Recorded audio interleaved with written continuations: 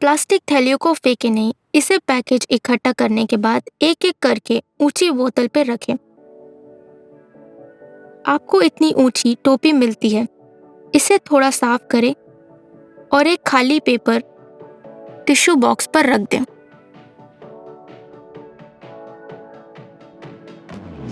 तैयार कीमा का एक हिस्सा बैग पर रखें, इसे खाली हिस्से से ढक दें और अपने हाथों की हथेली के किनारे को मजबूती से दबाते हुए बैग को कीमे के साथ दूर खिसकाएं।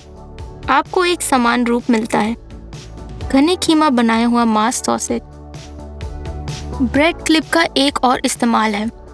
क्लिप के किनारे पहले से ही मुड़े हुए हैं, उनकी स्थिति बदले बिना बीच में एक और मोड़ बनाएं।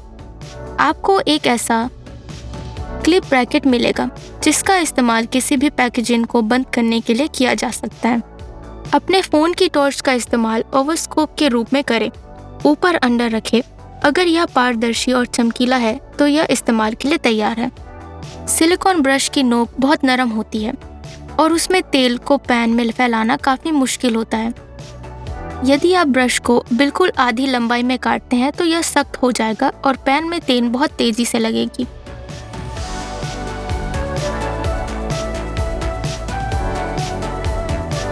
यदि स्टील के बर्तन में चमक खत्म हो गई है तो आप उन्हें थोड़ी मात्रा में डिश डिटर्जेंट और टूटे हुए पेपर के टुकड़ों के साथ कुछ मिनटों में पॉलिश कर सकते हैं। पैन की पूरी सतह को बाहरी और आंतरिक दोनों तरफ से अच्छी तरह से रगड़ें और फिर पानी से धो लें। चावल पकाते समय पैन में बिना एडिटिव्स वाला ग्रीन टी रखें। ग्रीन टी चावल का स्वाद बढ़ा देगा और सुनहरा रंग देगा। मांस के लिए स्वादिष्ट चीज़ कैप पकाने का तरीका यहाँ दिखाया गया है।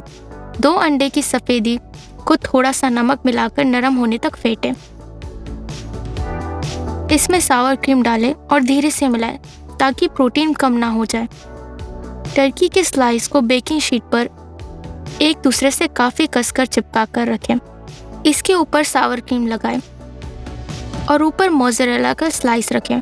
पहले से गर्म 180 डिग्री ओवन में 30 मिनट तक पकाएं। मांस नरम और रसदार होता है और ऊपर से पनीर काफ़ी कुरकुरा होता है। खाने में यह बहुत स्वादिष्ट है। लहसुन को लंबाई में मोटे टुकड़ों में काट लें। हर टुकड़े को मसाले से लपेटें ताकि बेकिंग की प्रक्रिया के दौरान टर्की सुंदर बनी रहे और त्वचा फटे नहीं। नीचे की हड्डियां तक पूरा गोलाकार काट बनाएं।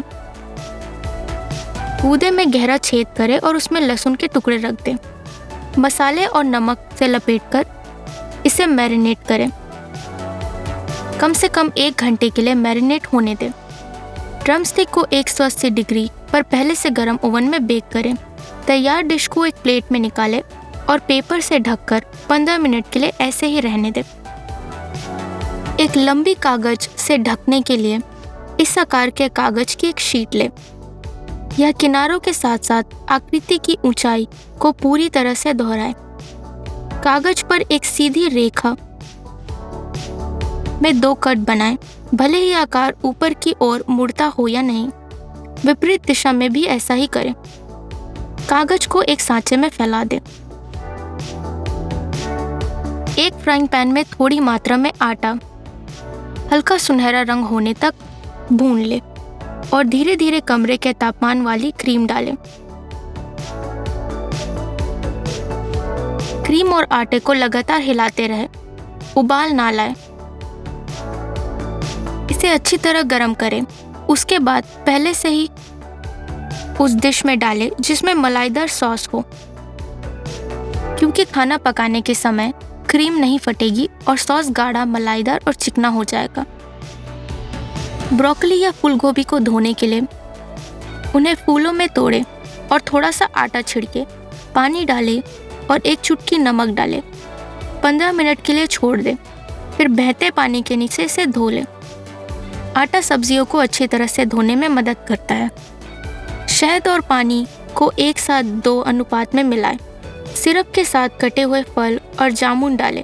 ऐसे शहद सिरप कटे हुए फलों और जामुन को लंबे समय तक टिकने में मदद करते हैं। चावल के कागज की एक शीट को गीला करने के लिए इसे पानी की प्लेट में डालना आवश्यक नहीं है। आप एक स्प्रे बोतल का इस्तेमाल भी कर सकते हैं। जब चावल का पेपर पूरी तरह से गीला और नरम हो जाए तो इसे किसी भी आइसक्रीम के ऊपर आप इसे गेंद के रूप में लगा सकते हैं।